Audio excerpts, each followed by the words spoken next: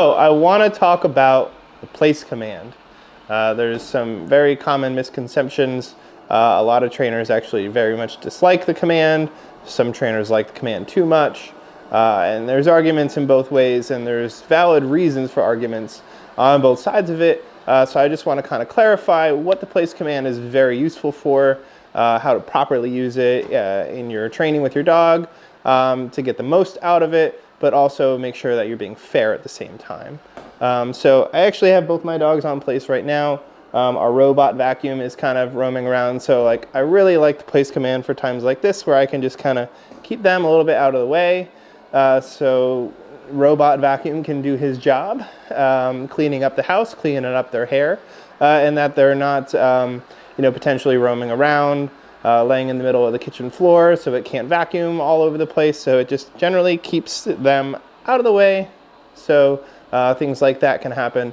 I also love utilizing it when I have company, and maybe my company is elderly, or maybe they don't like dogs that much, and I can kind of have my dogs out, included in the activity, but also just kind of out of the way, not up people's butts, climbing on them, getting dog hair all over them, things like that they might not want.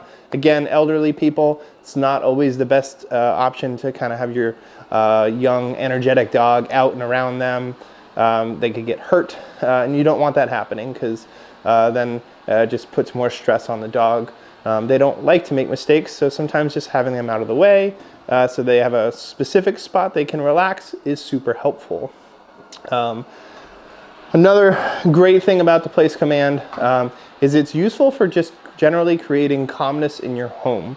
Now, it's not supposed to be doggy prison. The dog shouldn't just live on place all the time. There's a period of time to get the dog trained to understand when you're in the home, we don't want high arousal. We don't want craziness. We don't want spontaneous outbursts of energy. We kind of want you to relax during certain events going on, whether that's cooking, eating, cleaning, entertaining guests, like I already spoke about.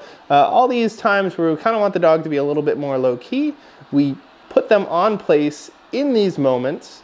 They learn about learning how to be calm and just be a little bit more observant.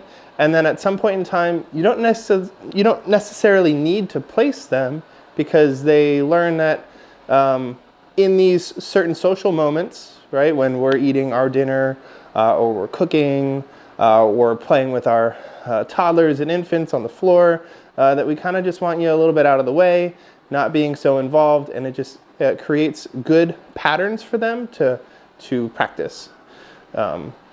Now, one of the biggest things to avoid in the place command is creating this to be very, very stressful.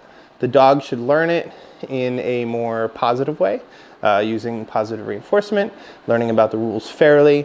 It is not a double down, as some trainers like to call it, meaning like the dog gets on there and they must lay down and not move.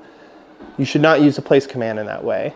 It's not fair. It also doesn't really help you understand if the dog is relaxed and calm or if they're stressed.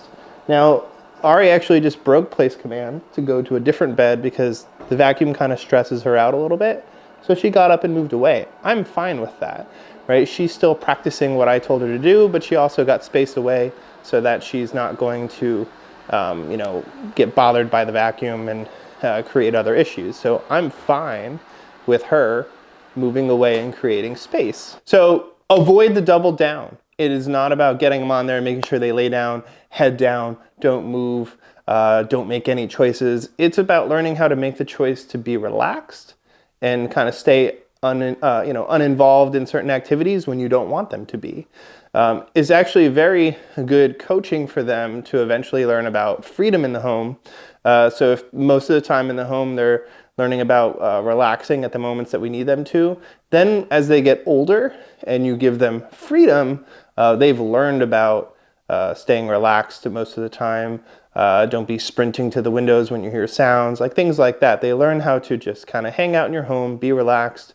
So then when you go out on your walks and you go playing and any of that stuff, they can have all the energy they want, outlet that energy out on playtime, and then when they're in the home, just learn how to be calm. So place command can be very useful, very helpful in your training process. It's not supposed to be something negative. If you're using the place command properly, there's a lot of value to it. Again, be fair to the dog. It should not be something negative. They should experience it as a good thing, a safe place for them to be, learn how to find some peace, relax. Some people would say they're almost like meditating on there when they're on the place command, just kind of not having to think about anything. And it becomes a great way to help maintain stable mindsets for dogs and have some really good coping skills developed.